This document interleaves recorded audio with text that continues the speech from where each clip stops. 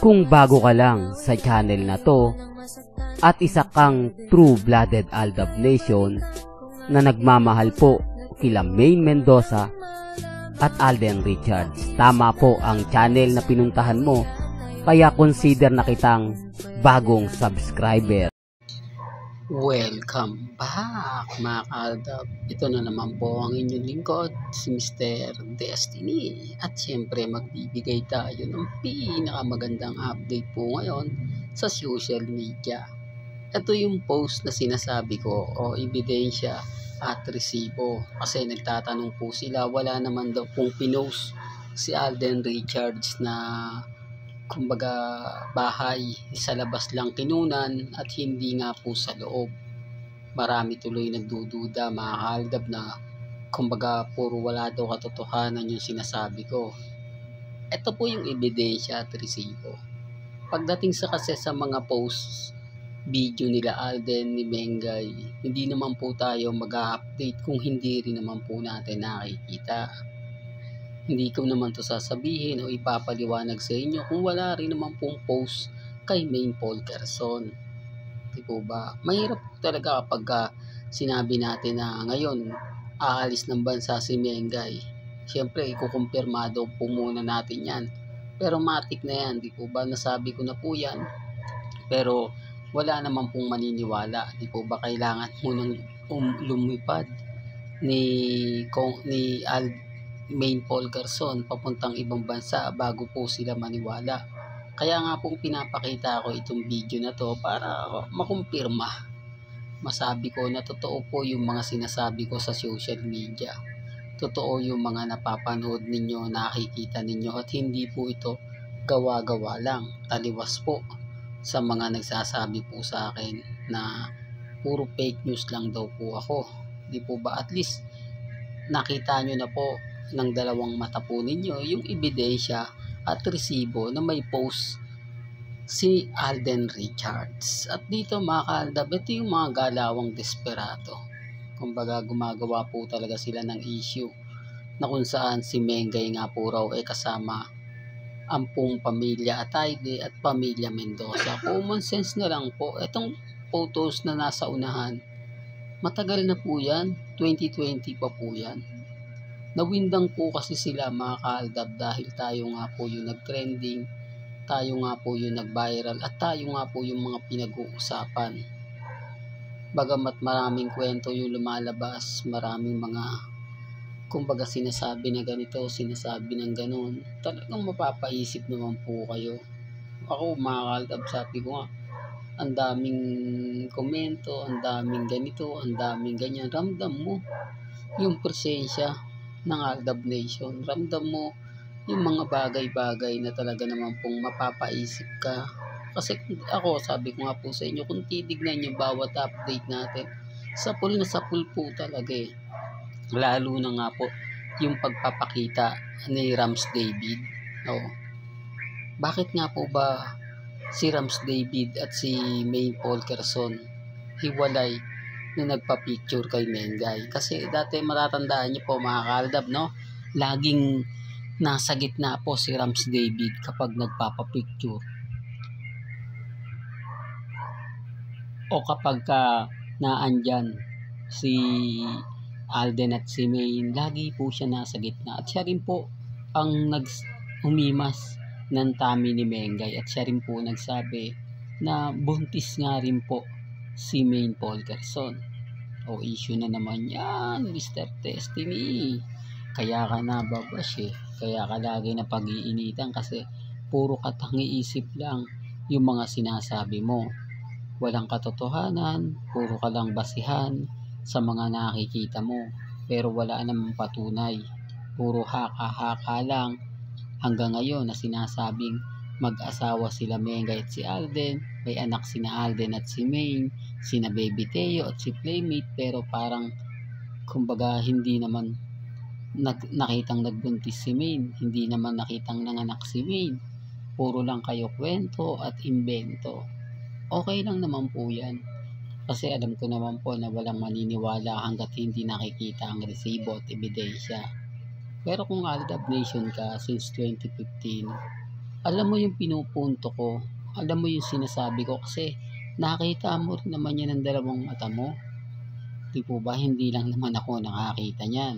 Hindi lang naman ako naging saksi sa mga nangyayari kina Alden at kay Maine noong mga panahon na yon. Dahil napakarami po talagang nagtatanong, napakarami po talagang kumbaga nagsasabi na ganito ganyan, na hinahaya. Hindi naman, alam niyo sa totoo lang po mga kaaldab, etong pagbabalik po ni Rams David at ni Mengay, marami nakaka-relate dito. Maraming natuwa, marami rin naiinis, marami rin po ang kumbaga nagkomento na bakit nga po ba iniwan ni Rams David si Mengay bilang manager? Bakit nag-quit si Rams na hawakan ang karir ni Maine Polkerson? Sa mga hindi po nakakaalam, di po ba, ipinost ko nga po ito na kung since 2015 ka o kung Aldab Nation ka since 2015, kilala mo to, di po ba? Kasi sa totoo lang po, si Rams David ang isa sa nag-push kay Mengay at siya rin naman po ang nagdala sa All Out Sunday, sa Sunday Pinasaya, na talaga naman pong kumbaga pumutok, di po ba? Kasi tuwing Sunday nga po naandun si Mengay, pero gaya ng sinabi natin, mas sumikat kasi si Maine, mas talagang tinutukan siya ng tao. Although manager niya si Rams David, pero wala kasi siyang contract signing sa GMA. Alam niyo naman ang GMA, kumbaga ayaw niya na naaangatan yung mga artista nila.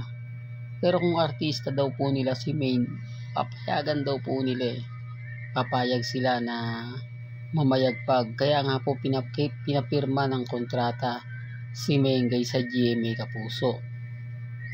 Pero hindi nga po si Mengay pumirma sa GMA Kapuso. Yun ang isa rin sa kinagalit ng GMA kasi maraming nagmamakaawa na kunin sila bilang GMA Artist Center. Di po ba? Wala pong sparkle nun. GMA Artist Center pa lang po yun, na pumirma ng kontrata, na hindi na siya dumaan sa acting workshop, di po ba? Hindi na siya dumaan sa Starstruck, talagang kontrata na agad ang pipirmahan ni Maine. Pero hindi po niya ginawa. Siyempre, malaking insulto, di po ba, sa management yun. Na, kumbaga, malaking network kami, GMA Kapuso kami. Tapos, tatanggihan mo ang isang magandang offer na inaalok sa'yo. Hindi, real talk to mga kalda. Baka hindi niyo po alam na tinanggihan ni Mengay ang proposal ng GMA Network na magtrabaho siya. Alam ng mga main fanatics to. Alam din ito ng mga ibang Aldab Nation. Pero gaya na sinabi ko mga kaaldab, yung iba po baka nagulat na si Mengay pa po yung tumanggi. Baka sasabihin nila, hindi, ang si Mengay ang nag-ano sa GMA, kaya lang GMA hindi pumayag na pumirma ng kontrata si Mengay. Hindi po, mali po kayo. Dahil alam nyo po ba kung sino ang pumigil para hindi pumirma ng kontrata si Mengay sa GMA? Si Alden Richards. Issue na naman yan, Mr. Destiny. Kaya ka nababash kaya ka napag-iinitan dahil fake news ka na naman. Totoo po yan. Kasi maraming toxic daw po sa loob ng GMA Network. Maraming tao, maraming talagang kumbaga magpupush na i-down ka. Ito kasi yung panahon na talagang malalaglag na si Alden, di po ba? Siya showbiz na sinalulang po talaga siya ng 8 Bulaga. Ginawa lang siyang host tuwing Webes na nasundan ito ng Webes hanggang Sabado at naging mainstay na nga po siya noong mga panahon ng Aldab. Kaya sabi ko nga po sa inyo, may kanya-kanya tayong opinion may kanya-kanya tayong pananaw. Hindi po ako namimilit kung ano po yung sa palagay ninyo at nakikita ninyo, nire-respeto ko po yan at ginagalang. Ang importante lang naman po kay Mr. Destiny, maging updated lang po kayo pagdating po sa social media. Alam nyo naman po na napakarami pong kumbaga bitter pagdating sa atin, lahat po napapansin nila. Pero yung mga pagkakamali po nila, hindi nila pinapansin. Yan ang kakaibahan mga kaaldab. Well, hanggang dito na lang po ang ating latest updates. Kaya kung gusto niyo pa po ng pinaka-latest at sariwang update, abay tumutok lang po kayo dito po sa channel ni Mr. Destiny para updated po kayo sa mga bago at sa mga latest na i-upload po natin maya-maya lang. Hanggang sa muli, salamat po sa panonood at pakikinig.